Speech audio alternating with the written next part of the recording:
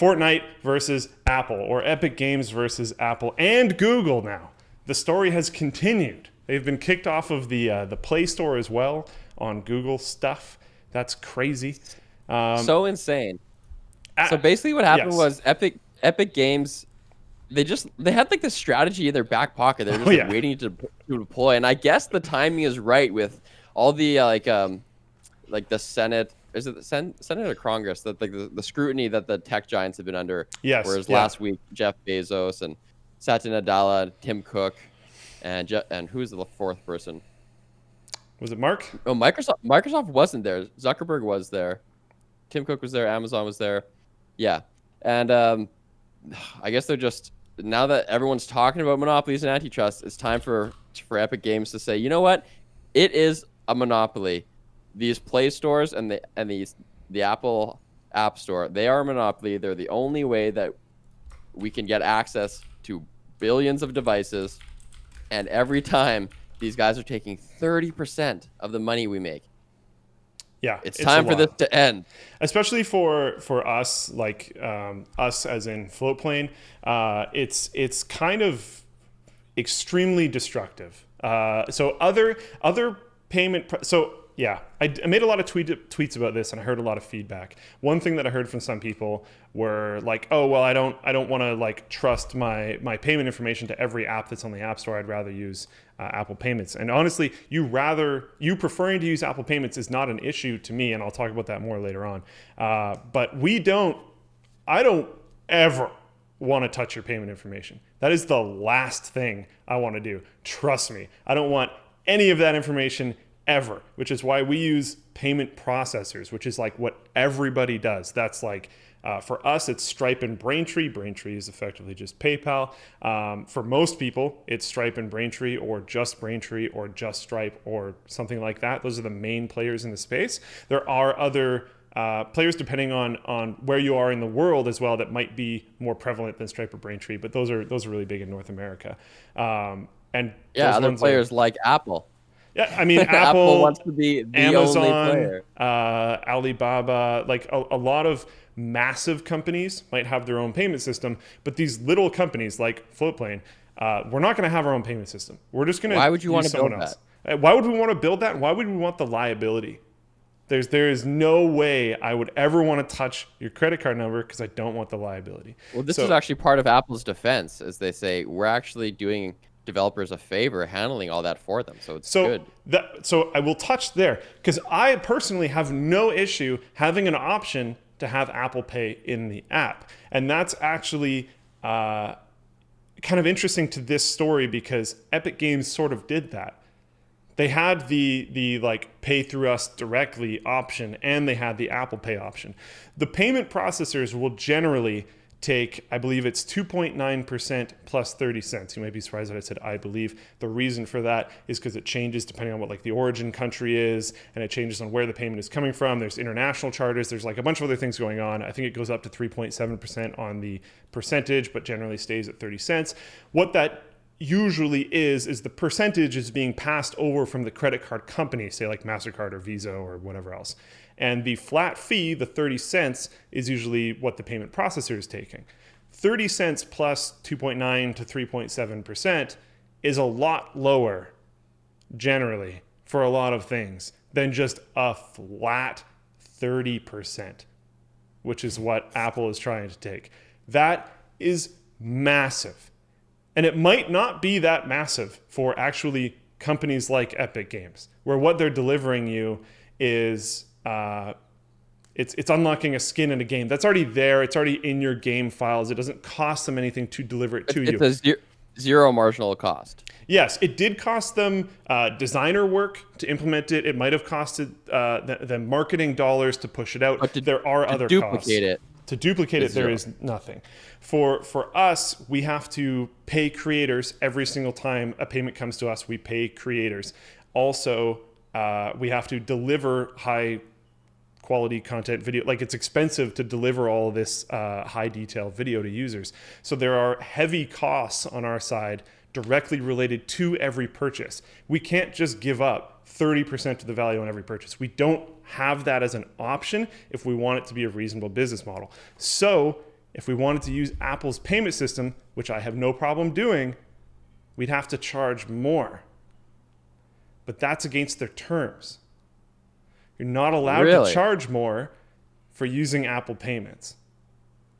You have to charge the same amount across the board because it can't be a worse experience for Apple users, which I would like to agree with, but it's more expensive. But does that include things like if you go to our website and subscribe and it's $2, it can't be $3 on the iPhone? Oh my God. Yeah. That is crazy. Right now we're in a situation where we have tried to remove everything possible. We have borderline copied some other apps that are on the App Store with which is not our initial intention, but it became kind of our intention because we were like, okay, we need to find a way to actually get on the store. And we have been denied every time. It feels almost discriminatory at this point. At this point, they're like, you can't reference being able to get subscriptions anywhere else. You can't offboard anywhere else. You can't give someone a support link. You can't give someone an FAQ link. You can't offboard anyone to your main website because that might encourage them to subscribe there instead of through the app. So we took everything out to the point where you can't even make an account on the app. And if you try to sign in with an account that doesn't have a subscription, it just says like, you can't do that. And that's it. It doesn't say like you have to go to the website. It doesn't give you any good information. Message. It's useless. Says, nope. It's a terrible app. And they're still like, no, there's too many references to like going outside the app. There is none, by the way. They're just blocking us for no reason. That's the backdrop for everyone's frustration. Apple trying to get their money. And for a company like Epic Games, like they're talking about hundreds of millions of dollars on like every year, right? Oh yeah. So what they did was they updated their app. They did this on Android and iOS. Now it's a bit of a less of an issue on Android because you can already sideload APKs on Android and just kind of get whatever app you want anyway. But it still is millions of dollars. So they did this on iOS and Android. They made an update to the app that included, like you said, the option to use Apple Pay and another option to buy directly from them. And that was cheaper. And that is just crazy that they did that, in my opinion, because what they're saying, they're basically like weaponizing the whole fan base. They're like, look, everyone around the world, you are paying more because these guys control access.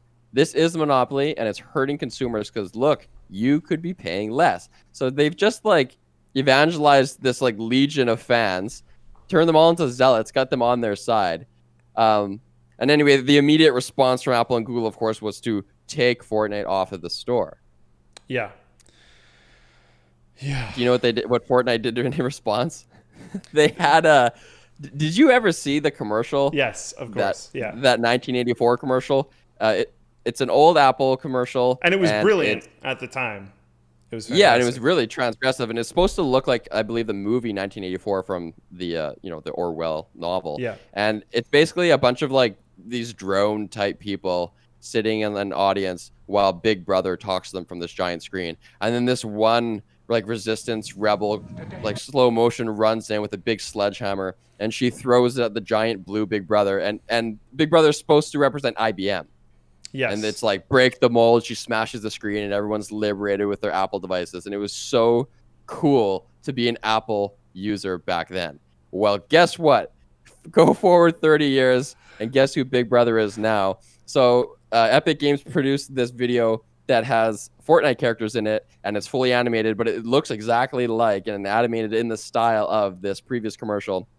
But now there's like this big Brother is transformed into like a rotten apple looking character with a worm coming out of his head, and they smashed that screen, and they're saying, yeah, these guys have a monopoly on the App Store, and we want to smash that for the sake of consumers. Yeah.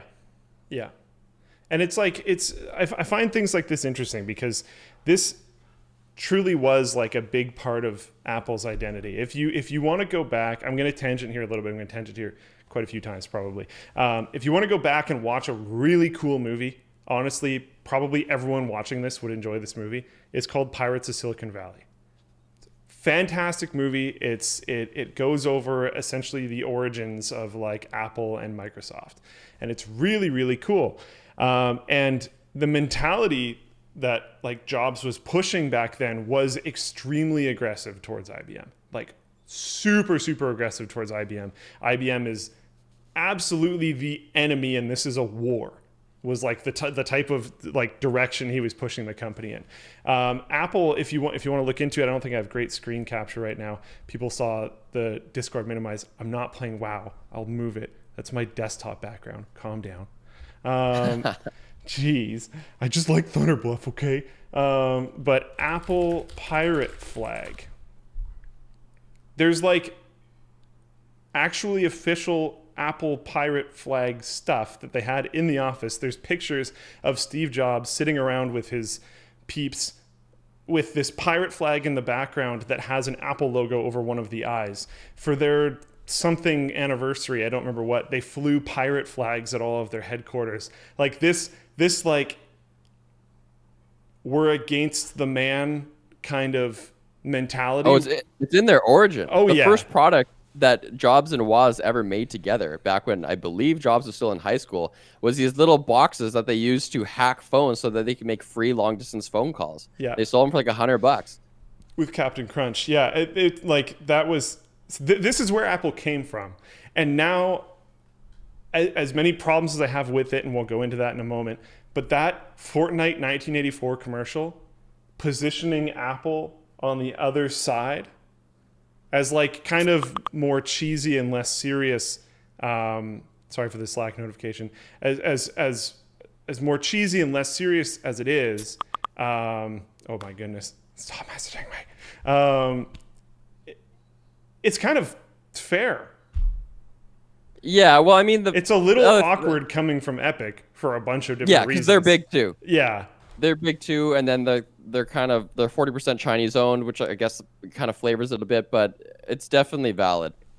It is very valid criticism of Apple, regardless of who it's coming from. There are some issues with the short, as far as I know, the short being the Fortnite's version of the Apple 1984 commercial. As far as I know, it was played in game, which at first I was like, oh, that's cool, I want to go check it out. And then later was like, while I am very much happy about this legal battle that's going on, because Floatplane over here is getting screwed over by Apple super hard, but we're like tiny ants on the road and have no ability to impact really anything compared to a multi-trillion-dollar company that is Apple. Epic might actually be able to give them a decent fight. So that's cool. I feel like there's a Goliath on my side fighting the other thing, which is cool. And just because we haven't said it explicitly, Epic is suing. Oh yeah, Apple and Google now. Yeah, they totally weren't prepared. They just had like a 62-page legal document ready to go immediately after they were kicked off the App Store. But they played it in game, and they're directing Fortnite players specifically to like talk about this and tweet out about this. It is kind of pushing propaganda onto kids directly, like playing it in the game, making an event in the game, all that kind of stuff. I'm gonna message this guy. I kind of like it though, because it's weird. Antitrust and monopoly like law is actually really tightly entangled with democracy in a really weird way. Right, but do you want small children involved with your democracy? Well, I mean, because they're trying to get kids to like speak up and get angry at Apple, who probably have no real understanding of like what's actually going on, and they're just like, oh, they took my Fortnite from the App Store. But they also know that it costs more, right? They know that the price difference, and I think that the way that people interface, I don't think they're technically allowed to even buy anything. Well, their parents are, and that has an effect on them. Yeah, I don't know. Pushing propaganda to kids is iffy. It's problematic, but what I'm saying is like our interface with power and authority, IRL, is often through economic stuff. It's often through our wallet, and less so than like politics. Yeah. And so, and economics really, like when you can garner a lot of economic power, that often turns into political power. Whether that's through lobbying or funding research or staffing government. And so it is the fact that the U.S. has a history of breaking up monopolies, that is a history of supporting democracy, right? So I think it's really cool that they're getting all, they're showing everybody. They made a point to open up the app and see how, like, look, this affects you, the people. Yeah. And it is kind of propaganda-y, but it's also, we okay, are all I'm okay suffering, with the and message. this is a monopoly. I'm okay with the message. It becomes awkward when it seems to be not just targeted at Fortnite fans, but somewhat specifically targeted at children. But then I don't know how you would target it at Fortnite fans without targeting it at children. So I guess one kind of follows the other, since that's just the bulk of their fan base. So yeah, and like obviously there are people that aren't children that play Fortnite, but there is a very large amount of people that play Fortnite that are children. So it just becomes kind of awkward there. That being said, there was no real call to action that I could find other than just talking about things while including the free Fortnite hashtag, which I think probably helps a little bit. But yeah, there's the other side of it that people have brought up, which is like on Epic's game store, they push really hard for developer exclusivity. But they do seem to take a lower cut, blah, blah, blah, blah. That gets usually countered by the fact that Epic's game store is on open platforms that include other game stores, and that's developers deciding to take that deal instead of it being the only potential option. So things change there. You can't sideload apps, at least easily and by standard, onto iPhones. You have to go through that app store, and they have this very anti-old school Apple totalitarian grip on that app store. Well, it really depends on how you're thinking of the monopoly and the competition, because Apple would say, buy an Android phone. But it's really, the question is that a competing product? Or am I, I've decided I want an iPhone. I want the iPhone hardware. And I want to be able to put whatever app on there or use whatever app stores I want. But it's an integrated product. You can't really take apart the hardware from the software. Yeah. So it's really kind of sticky. Yeah. And there's also, I don't know how this plays legally or if it does at all, but there are also quite a few different situations, I would say, surprisingly often on the Apple side, where for your work or for some other reason, you are required to have Apple devices. Things like AirDrop and some other stuff that can simplify things if everyone is using the same type of device. Apple's very well known for making it so that once you're in their ecosystem, it's kind of frustrating and difficult to leave their ecosystem because everything that you have just works with each other and nothing else. Not only that for on the individual level, but as you alluded to, there's a network effect with other users. Where everyone in my company, we only use iMessage. Well, it might be a requirement. Like I have family members that work in the movie industry in British Columbia, and there are certain I'm going to use incorrect terms here. I am so sorry, Brandon and family members. But on different sets for different films, for different movies, for different shows, etc., I don't remember the term, but the person who is it producer? I don't know. The person who runs the whole thing will often decide we are using this device. Like my mom TV, had to get an iPhone. Showrunner. Okay, sure, yeah. My mom had to get an iPhone because they were using some stuff that iPhones have and Android phones don't. And it was just okay. She also, as much as I dislike Apple right now, it's a better phone for her. She naturally picked up iPhone a lot faster than she picked up Android phones. And she probably got to a level of competency that was higher with her iPhone in a few weeks compared to when she had her Android phone for probably a couple of years. That's so weird because I guess the curse of knowledge, once you know something, you can't imagine what it's like to not know it. But from where I'm standing, they seem like they're almost exactly the same. Swipe down for notifications. There's definitely... they're definitely similar, but user experience and intuitive design, fairly small changes can be pretty impactful. But yeah, what do you think? What do you think Apple could do? Let's say, bearing in mind that Apple is going to want to preserve their profits, bearing in mind that they're going to keep the App Store existing in some way, and that they're not going to allow there to be I don't think they're gonna let there be other full-on app stores on the iPhone. No, I What do you seriously think doubt it. is the compromise that they're gonna make? I Like, you're genuinely have allowed no to idea. have your own, like Epic Games can make their own, not app store, but like their one individual app can have its own processing. I'm fairly Or what? certain that's what Epic Games wants. Just so everyone knows as well, Epic Games wanted the app taken off the App Store. I believe we mentioned this. That was super obvious. I haven't read the 60 whatever pages of legal documentation. I do not suspect at all that they were going after Apple for the fact that the app was removed from the App Store. They wanted Fortnite removed from the App Store for like PR and marketing reasons, not for legal reasons. For the flame. They want it for the flame. They want it because we are talking about it now because of that. They want it because of like almost every other news outlet talking about it. Austin Evans launched a This Is video about it like immediately. Like people jumped on this right away because the app was removed. It was propaganda, PR. It was that kind of stuff, getting the app removed. It was not their legal grounds. Very strategic. Yes. But what Apple will do, I have no idea. I suspect they're going to fight this tooth and nail in order to do nothing.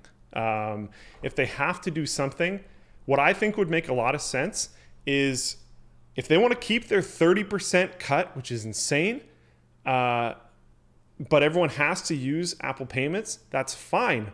Completely fine with me, as long as we can have custom pricing. Because I need to make it so that it hurts just as much to use. Oh, you mean that you have a different iPhone price than you have on the web, and that's what you mean? Yeah, for sure. I would even be okay if it was the only payment processor on the App Store, as long as I was able to make it cost more because it costs more. Or if they let us have them in parallel, I would still be happy having the Apple one there and no messaging telling people not to use it, but clearly displaying that it is a higher price. I would be completely okay with that because I can totally understand the concept of someone being uncomfortable giving their payment information, but being more comfortable using Apple's internal system. If you want to do that, that's cool. I have no issue with that at all. I just don't want it to very significantly hurt our company's bottom line to the point where we're directly losing money, which is what's happening. So it's completely unreasonable. But if they give us some options to actually work with it and actually be able to move forward, cool. That's all I'm asking for. I have no idea. I mean, on the far end of the spectrum, they could straight up allow other app stores on the iPhone. Yeah. That exists on Android already. I don't really think that's going to happen and the reason I don't think it's going to happen is it just seems like I don't think anyone's really asking for that. And also, Apple does not want that to happen. No. Because if you think about like where the money is in terms of internet companies, it's basically a graph that's a parabola and value is on the y-axis. And on the first part of the parabola where it's nice and tall, you've got content creators like LMG. That's really valuable. And on the other end of the parabola, you've got aggregators, people where the content is, people who control discovery of content, right? Because there's so many tweets in the world, you need to go to Twitter to find the best ones. There's so many web pages, you need to go to Google to find it. Discovery is huge. YouTube is powerful. Facebook is powerful. In the middle, at the nadir of the parabola, you have your kind of classical distribution. That's just not worth that much, like cable companies and crap like that. So they're not going to go. They're not going to give up their position on the top of their parabola to have other competing app stores on the iPhone. They're going to be the only one. And instead, they're going to try to have people land at that bottom where, I mean, like maybe, I don't know, maybe like on a one app basis, you can have different payment strategies, but you can't make a new discovery platform. Yeah, I definitely don't think Apple wants that. I think that would be not ideal for them. The interesting part here, in addition to everything else that has been interesting already, is that a few hours later, Fortnite disappeared off the Google Play Store. This is not just Fortnite versus Apple. It is mostly Fortnite versus Apple, but it is not just Fortnite versus Apple. Like Apple, Google requires this that games use the Google Play system for in-app purchases. Developers offering products within a game downloaded on Google Play or providing access to game content must use Google Play in-app billing as the method of payment.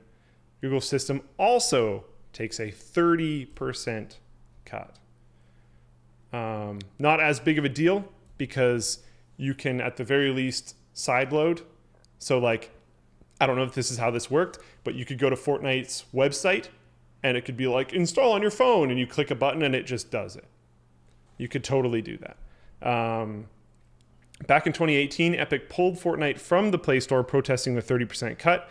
18 months later, it was back on the Play Store because of the warnings of the introduction of Google Play Protect. Interesting. Epic has also filed a suit against Google. This one is kind of surprising due to the ability to sideload, but maybe due to Google Play Protect, it's a little bit different.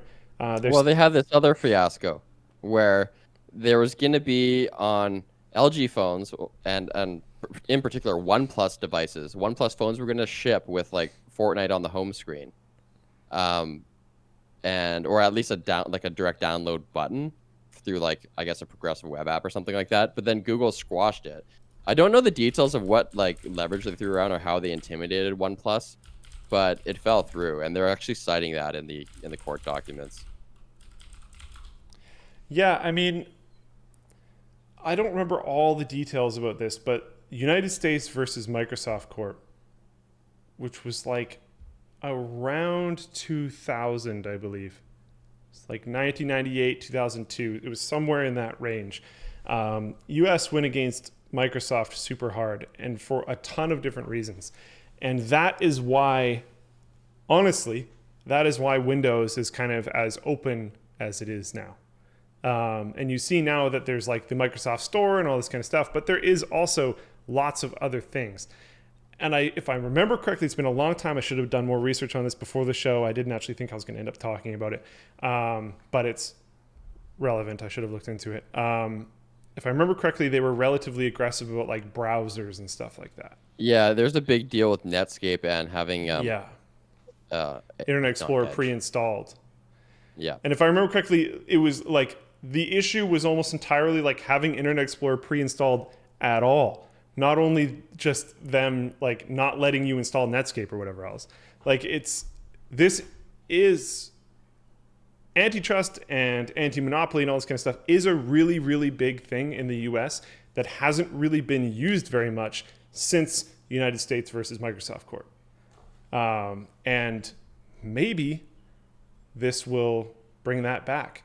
I would not be surprised at all if this went Supreme Court level. Oh, yeah. Yeah. Like this is going to go huge because this is talking about to the max. They're going to appeal it as far as they can. What I think is really interesting about it is how it's like a gray area. Like any successful company, it seems to be on the road to monopoly. Have you ever read Peter Thiel's 0 to 1? No. In the first chapter of that book, it's a sweet book. It's about how to make a startup. He like taught a Stanford class, and then they compiled those notes into a book. It's a sweet read. And in the opening pages, it's basically like your goal as a startup is to try to become a monopoly, because that's where the profits are, and you're on that course, and you might not get there, and if you do get there, you might not be there for a short time. I remember listening to a talk from Jeff Bezos where he says like, even when you are the innovator who makes something completely brand new, you only get about 2 years of reaping the profits before the competition comes and you have to put your prices down, and then it's a fully competitive market and it's a commodity, right? In the best case scenario, you only get 2 years, is what he said. Well, these app stores have had longer than 2 years. And the thing that's interesting to me is at first, these massive profits of 30% of the labor of all the apps on your platform, that's your reward for making something so awesome as the App Store. And you can't fault these people for designing these platforms and these pay structures that benefit them. And in some sense, they deserve the reward. However, when they get so successful, at some point, like now we think of them as like utilities, Now that there's so many billions of devices, it's just not fair anymore. And they have to like, it's a whole paradigm shift where now it's like, I don't want to pay for having, I don't know, like the fire department come to my house. It's just we all get it. Apparently, chat does not like that guy that you mentioned. It's Peter Thiel. Yeah. Oh, I he's guess. he's famously like the only libertarian in Silicon Valley or something. I'm not saying he's not a turd, but the book is pretty cool. Yeah, I don't know. It's really interesting. There's a lot here that I think is going to be above our heads. I think there's a lot here that's going to be above almost everyone's heads that is at least watching this, because this is going to go very far and very deep. Hey, if you let me on that note, if you want to hear from someone whose head this is not over, there is a really awesome podcast / blog from a guy named Ben Thompson. His blog is called Stratechery. It's like strategy and tech together. And the podcast is called Exponent, and they talk about this stuff a lot, and it's a really high level discussion. Check it out. Cool. But yeah, it's going to be really, really exciting to follow where this goes, especially from Floatplane side, because right now we are screwed. There's like basically nothing we can do. We're being stiff-armed out of the App Store unless we have the only payment option on the App Store be Apple Payments. We can't make Apple Payments charge more. When we established our company, we tried to have very competitive rates, try to be thin margin, all that kind of stuff. We don't have the ability to just take 30% out of everything. Therefore, we just can't.